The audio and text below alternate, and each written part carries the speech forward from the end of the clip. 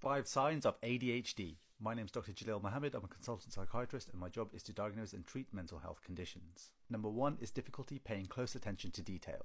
People with this symptom tend to make careless mistakes when they're working on things that require detail, so they may end up working very slowly just to try to avoid those mistakes.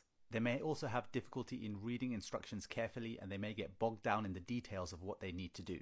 Number 2 is difficulty sustaining attention on tasks. People with this symptom are quickly distracted by their own thoughts or things that are associated with whatever they're doing. They may also find it difficult to watch a film all the way through, or when they're reading a book, they'll start thinking about other things. Number 3, looking like you're not listening when being spoken to directly. People with this symptom might look like they're preoccupied and thinking about something else. They may have difficulty concentrating on the conversation itself, and they may end up changing subjects rapidly during the conversation.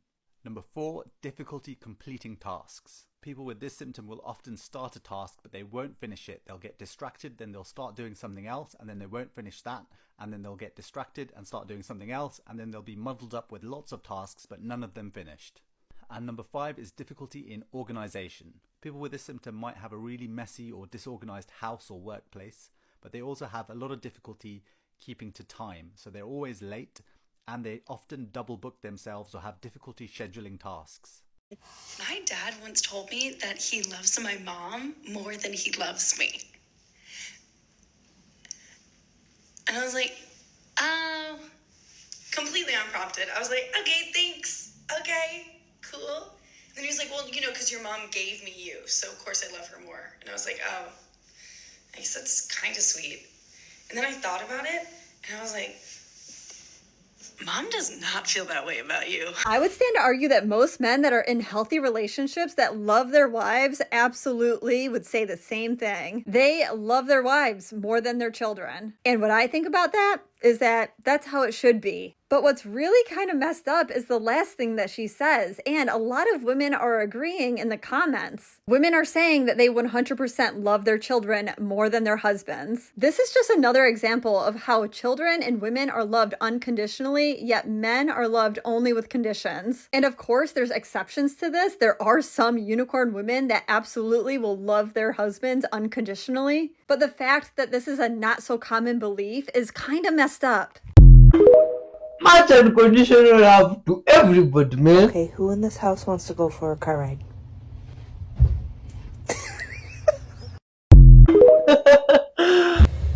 Watch this video if you want to learn how to make this. Check it out. I'm going to make a all copper bracelet today, and I'm going to show you how to weave it. You're going to want to have 5 wires. I'm doing 2 copper on each side and 1 stainless in the middle to make it firm. Make it just 3 foot long or so. The stainless wire don't have to be as long. Tack the end of it together, that way when you put it in the vise, it kind of holds it better and the wires don't just flop around. It don't have to be nothing pretty, just something to hold it. You can also use a vise clamp or just whatever you have. Once you get it down in the vise, you want it to look like this. 1 wire on bottom and top on both sides. It takes a little bit to get it started, but you always want to use your bottom wire. The one on your right will go in front of the stainless wire. The one on your left, the bottom, you always use the bottom only. Wrap it around from the back. Then you go over here, just like that. And it takes a minute for it to kind of straighten itself out. It'll look rough for a couple inches, but then it'll be straightened out. You can kind of see, once you make it up a couple inches, it kind of straightens itself out. But you want to do that around 7 inches up. Always using the bottom wire. The one on the right goes in front, the one on the left goes behind. Alright, so I got it going up about 4 inches so far. Periodically, if you're starting to get some gaps in there, you may want to wrap some pliers or something around it and hit it down with a hammer. Just tap it right there with a hammer to tighten up any gaps that you might have. So what I normally do is I'll usually measure up from where it starts looking good up about close to 7 inches. I made this one 6 3/4, But once I get it twisted up to there, I'll stop, cut it. Alright, I got it all twisted up the way I like it, about as long as I want it. So now I'm going to cut the excess wire off and tack the other end. And I'm going to cut this other side off too and make it look better. Alright, now I got it about how I like it. I did the ends different. This one's nothing but weld. I just put a bunch of weld on it and ground it down. It don't look too good because that copper don't weld too good. And on the other end, I found some real thin stainless steel metal and bent it around the end. It's kind of hard and it don't really look that good, but this was more or less just to show you how to bend the wire. But now that I got it to here, I'm going to sand it up and smooth it a little bit more, so after I bend it, I can polish it easier. Alright, so now I got my handy dandy bender out. Stick one end of the bracelet in it, just bend it around.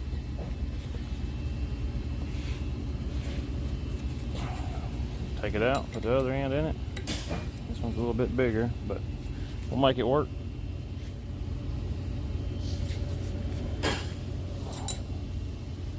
See, it's got it kind of close, so I'll bend it a little bit more. Alright, now it's time to polish it up. I just use a buckle wheel from Harbor Freight, a white compound. Alright, I didn't get it all the way done, but I got to get back to work. But it still looks pretty good the way it is. Oh, looks pretty nice, man. But you like those doors? Does this not look like the top of a massive building or what? This thing looks like it could be so much bigger underground than we can see. This is the Frederick's Church, or otherwise known as the Marble Church. And why would this thing be called the Marble Church? Well, because pretty much the entire thing is made of pure marble, including the exterior facade and much of the interior. Located in Copenhagen, Denmark, the foundation stone was set by King Frederick V on October 31st, 1749. He didn't build it, and they didn't give us a construction company or tell us how many horses brought the materials from the mysterious land. And of course, our architect is dead again 5 years after we get the project started. And I'll get back to this guy later in this episode. So who can step in and finish this marble project in the 1700s? Could anyone? Well, of course they'll find somebody, because everybody was born with this in their DNA in the 17 and 1800s. But they went home to suffer in their log cabins in the winters for some reason. But we were never supposed to question that. So the project was taken over by Andreas Frederick Krieger, who looks a lot like William Strickland and the Austin Powers guy from episode 40. And just add some glasses. He can Uber his way over to America with Christopher Columbus on the Santa Marina. Side note that these are not real pictures. They are paintings, in my opinion, created by the AI. Are we all ready to find some incredible stuff today and see what is on the front of this building? Let's do it. Welcome to episode 43 of my lunch break. I hope you're all having a great day. And if you're new. Now, can we zoom in on this map? Can we all see what is located right next to this marble palace? An incredible star fort. This entire area is very interesting. Very clearly a city where the past civilization was thriving. And so many things look burned. It's very strange. All right, now let's go check out this area on Google Earth. I want to show you all the surrounding area and how cool this star fort really looks. And these buildings that are, in my opinion, connected to the Frederick's Church. I'm sure that all of this stuff is connected through tunnels. We have shown this in episode 42. Now, let's go check out the Frederick's Church and let's see what we have here, right on the front of their church, showing us that this was linked to everything that we have talked about. Linked to Grand Tartaria. The griffin was their symbol. It was right on their flag. And then Russia's flag shows the man on the horse trampling and stabbing the griffin, as if to say that they have taken over the Tartarian Empire. And this current civilization stole all of their buildings and is claiming them as their own to us. And these buildings were the past civilization's work. We have found the griffin symbol on buildings. Oh my god, where do you think those buildings came from? Good people of Earth. What is happening here? Some good vibes today. What's up with the kid? He thinks that picking up the shoe without the stick is not nice. But if the father was doing this, why not use that trick or the piece of stick? You see? But eventually, 2024 predictions that were made 100 years ago, because some of them are unhinged, but some of them are scarily accurate. I mean, this one predicted that men's legs will wither away from underuse because of lack of exercise and continued use of the automobile. Also, as a heads up, I have a podcast that has some fun dark history episodes. And then this one's actually happening, but it says concerts will be performed remotely, saying that people will not need to travel great distances to go to shows. I mean, how could they have known? They predicted that hot girls were going to dye their hair and skin all colors of the rainbow, and that our diamond supply would be exhausted, so we were going to give each other gems fused from sugar.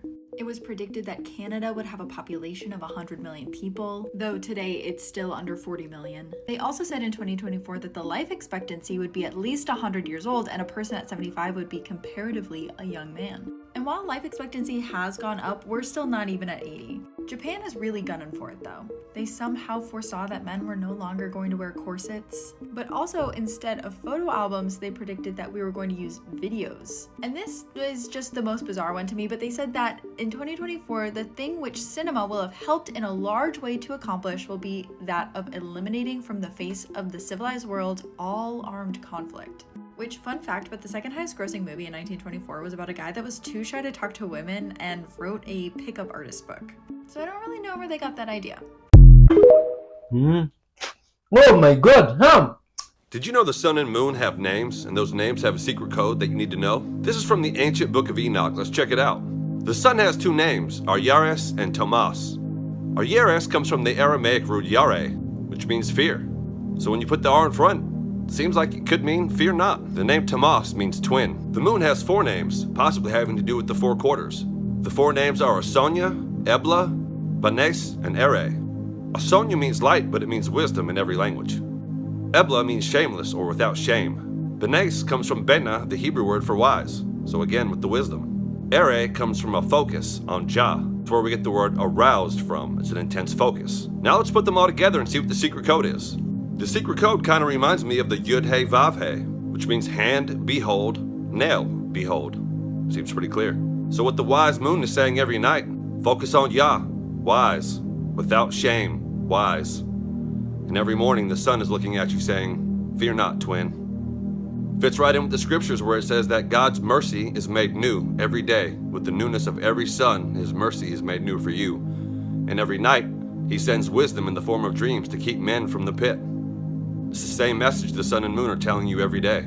The sun and moon are also fascinatingly caught up in this quantum entanglement bit, this cosmic dance that has a story and a message. And they also have their own unique message, taking their own unique journeys through the Mazzaroth. Stories upon stories, layers upon layers.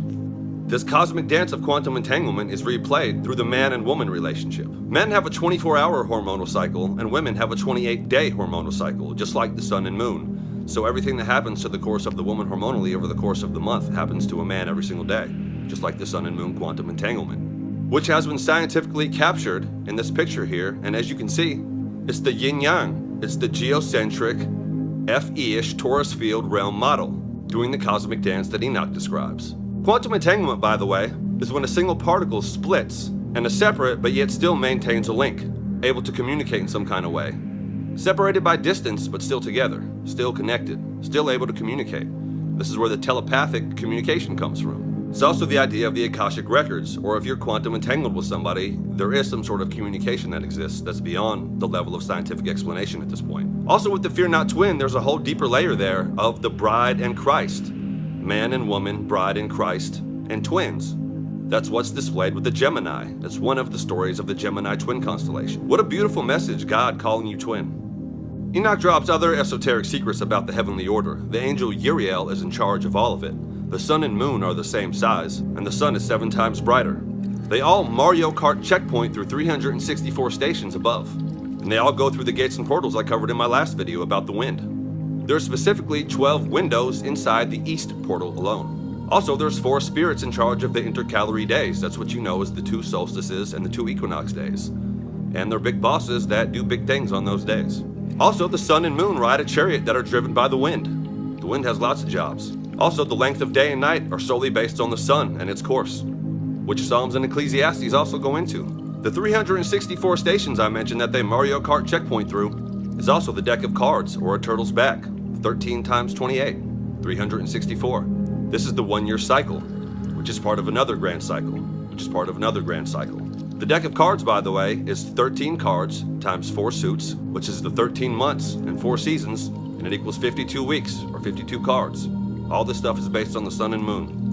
One final mystery to ponder, this winged disc symbol, which we'll be getting into, and also the final mystery of the moon, where the craters seem to be facing us. We only ever see one side of the moon, and those craters seem to be facing directly at us. Did they come from here? See you next time on Savage Truth. Oh, why do the creatures are always facing this? Twin that we would naturally meet at the end of our cycle of 12, where we'd come together and then we would merge. And usually they'd end up as romantic couples, because when you combined, there's a lot of people don't realize, sexuality is about combining Kundalini coding and DNA coding. When you unite with someone, you are taking on part of their codes, and they're taking on part of your codes, as far as the template scalar wave patterns. With gender twins, the progressive coming together as, well, it was originally the divine coupling, the married couple really kind of symbolized that. They were stimulating rapid activation of each other's gene codes.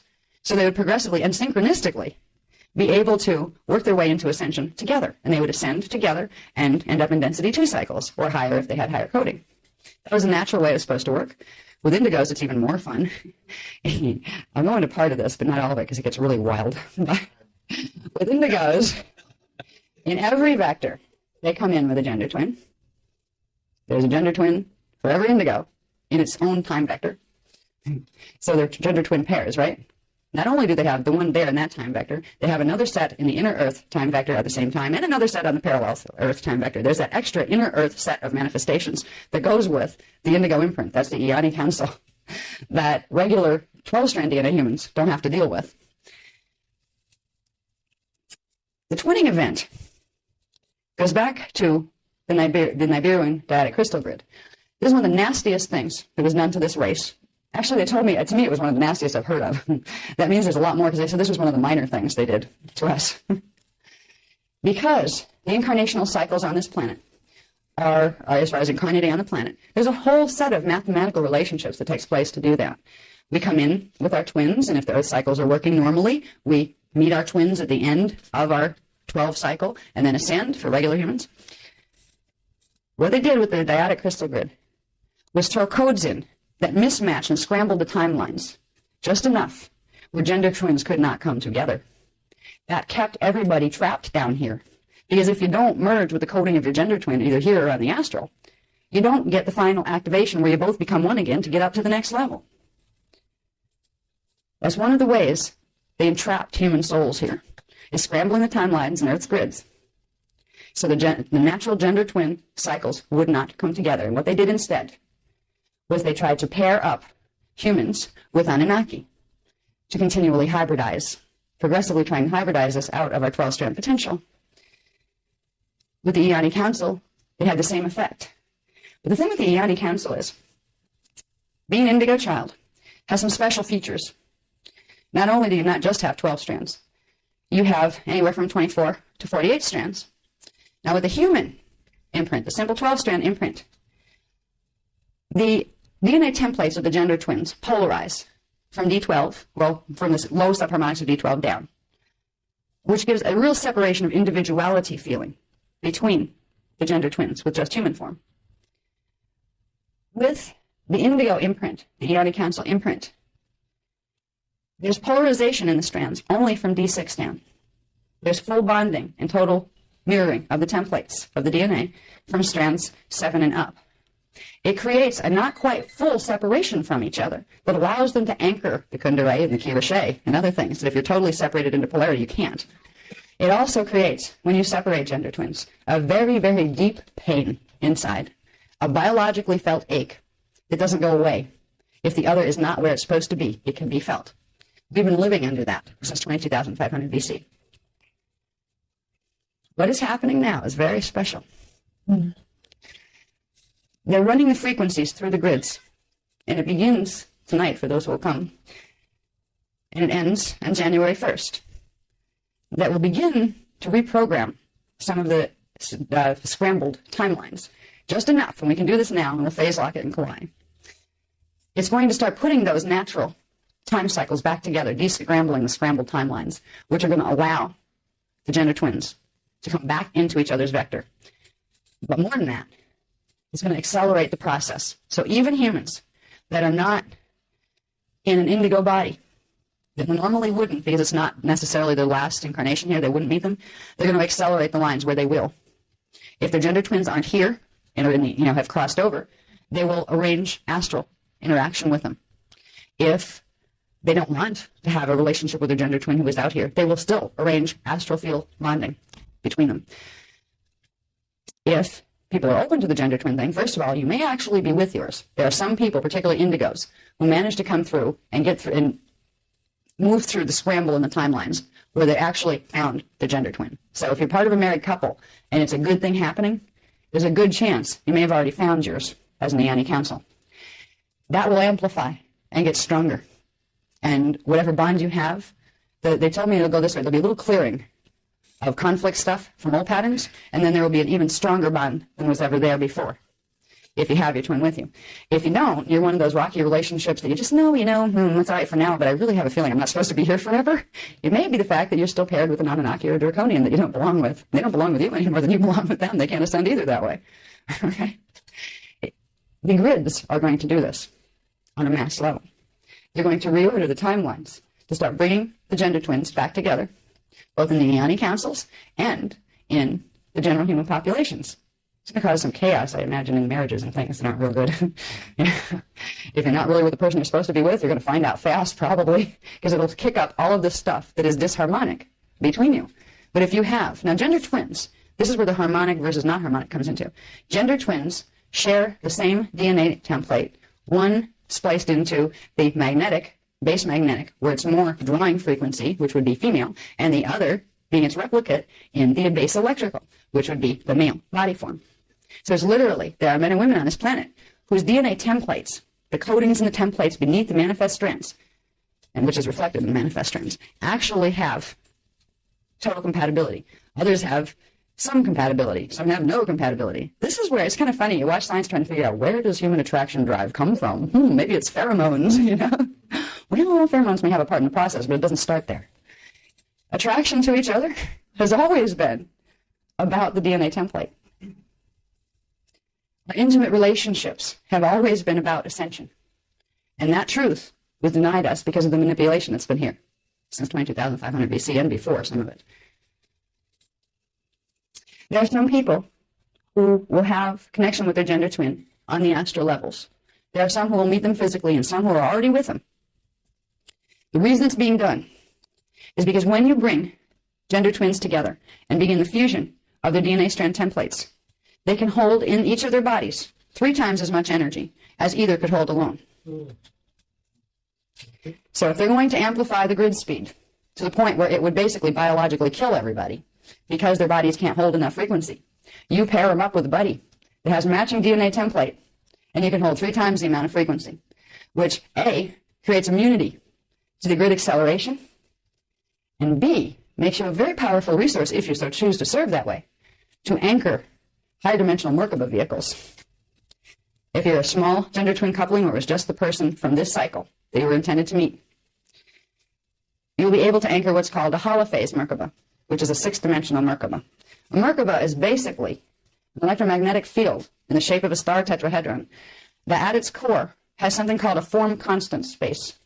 It's a space, a spherical space that forms inside of these electromagnetic currents, spiraling, counter-rotating electromagnetic currents in the form of a star tetrahedron, that creates reality fields. When you create your Merkaba vehicle, you're literally activating things in the body that create this spherical form constant light bubble around you in your auric field that allows you to pass through stargates without frying.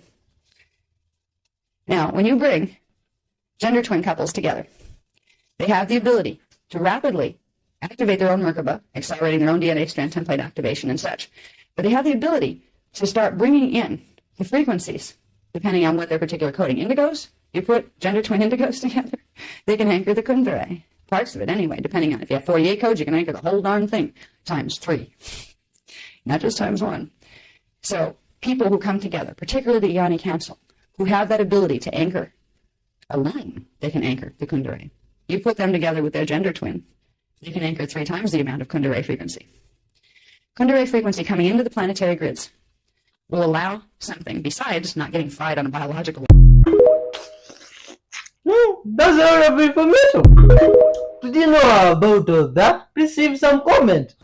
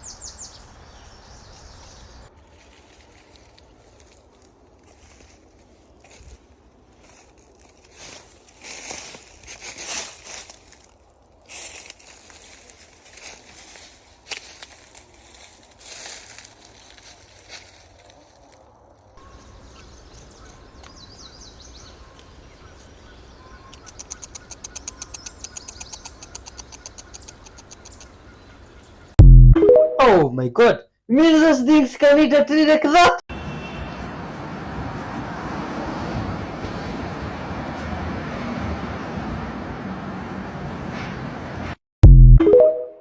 Oh. Every time you think about touching some shit that you find in the middle of nowhere, watch this video. Y'all take notes. Genie lamp. The actual fucking A genie lamp. It's got a sealed. It's heavy as shit. It's sealed because you probably shouldn't be fucking with I it. get it off with one hand, but I just loosened it. I haven't looked in it. Yeah, he loosening some shit that he don't even know what it is. Oh, it's just full of water. What the actual shit? And then he decides to pour it out. What is this? What Why is it? Here. What?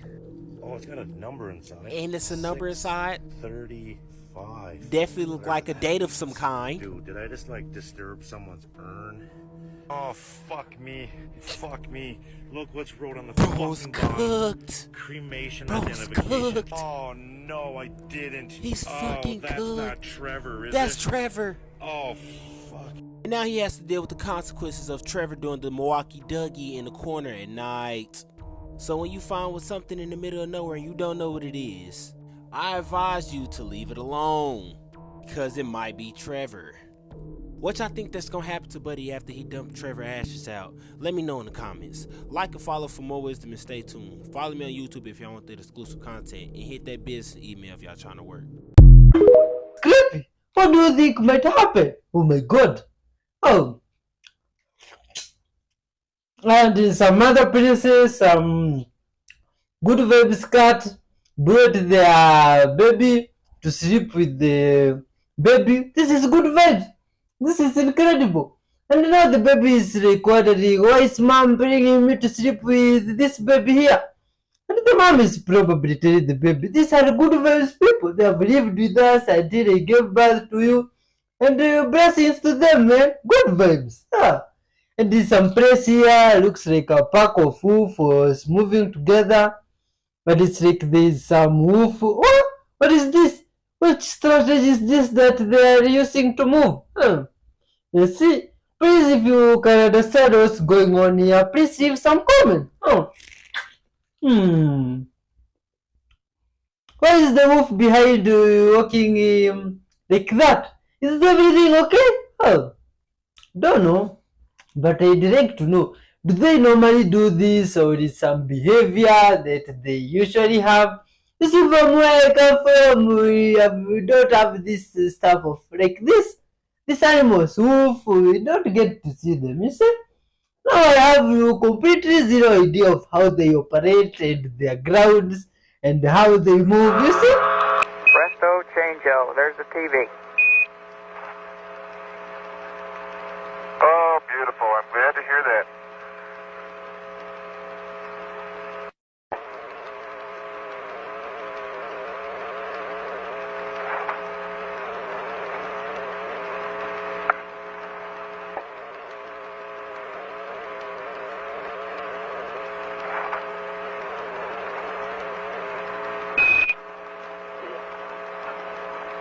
Sure.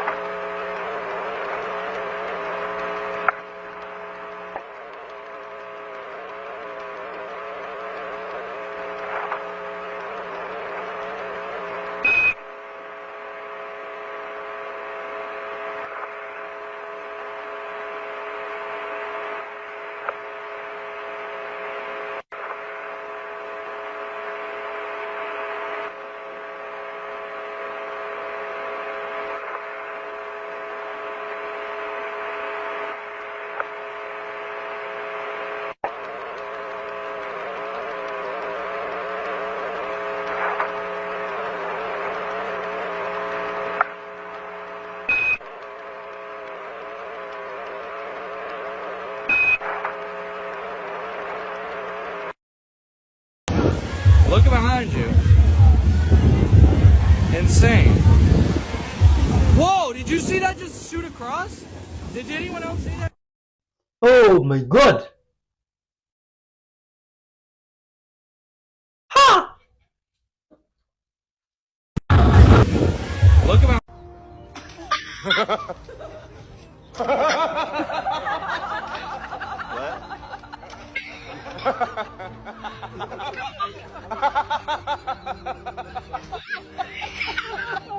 I heard the Lord so clearly tell me to tell you it's not going to take the whole year. It's not even going to take 6 months. I need you to hear me very well. The Lord says he's about to do it quickly this year. You're going to look up and it's going to be done. It's going to be accomplished. Things are going to start to fall into place. It's going to blow your mind because God is finally about to allow you to catch up with what he promised you. He can trust you now. So he's releasing everything in your life all at once. And you're going to just every quarter, you're going to see another phase go higher and higher, and how God's going to elevate you, build you up, bring everything that you need into place, because this is a leap year and it's going to happen quicker than you can think. And it's going to be bigger than you can imagine. I need you to trust God, because I'm telling you, it's not going to take the whole year, nor is it going to take 6 months. It's actually starting even as we speak. Like when you hit that like button, that's when it's going to start to be complete. Let's go. Time does not exist, like not traditional time anyways. I mean, it does exist because we're functioning in time, but here's what I mean, okay? The universe, or God, whatever you want to call it, functions on a different time frame than humans do. Humans are functioning on like a 4D time frame, where we're looking at the time on the clock, we're going past, present, future, right? We're on like a timeline, we like to call it all the time. However, the universe functions on its own time. And that time is based on our actions. Ting, ting, ting, like dominoes. I always say this. It's like dominoes falling all in a row. So what this means, I know this is a super random video right now, but let's say that you see a video that someone posted 6 months ago, and it's about self-help and self-realization and spirituality and all these things. But where you are, if you're resonating with that video right now that's from 6 months ago, where you are right now within the universe, you are resonating at the same frequency as that person was 6 months ago when they posted that video. So you're meeting them at the frequency that they were at 6 months ago. Okay? That doesn't mean that you're behind them. It doesn't mean that you're behind anything. It doesn't mean that you're further behind than them in their self-realization journey. We're all equal. So it just means that you and that person are at the same frequency at different times. And this is why time is not real, and time is just, it's all about separating us, right? The purpose of time is to cause more separation between us. Because you'll look at that video and it's posted 6 months ago and you're like, oh, well, this person's way further along than me because they were posting this 6 months ago and I'm just starting to feel like this today. I need to hurry up. I need to work on myself. I need to go, go, go, go, go, right? So time that we see on the clock or on the calendar is an illusion of separation. Just like when you'll see someone who's the same age as you, you know, we're both 30 years old or whatever, and they're already married with kids and they bought a house and you're just working at a restaurant and you don't have any of those things. You're going to be looking at them and like, wow, I need to get my life together. I need to hurry up and do X, Y, Z. I need to have kids. I need to be married, blah, blah, blah, blah, blah. You're on your own journey and it doesn't happen at the same time as anybody else. So when we stop basing our lives on time, we stop judging ourselves and we remove the separation of us with other people.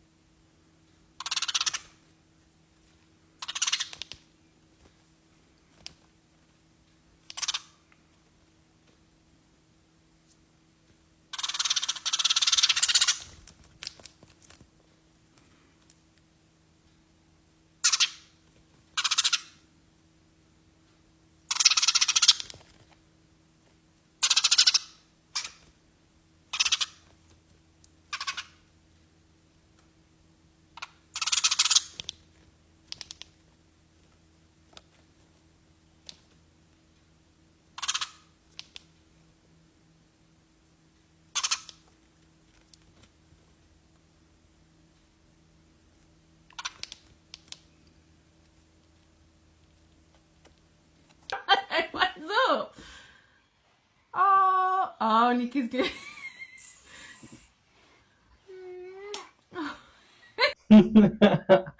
Oh, that was very lovely, man. Wonderful people.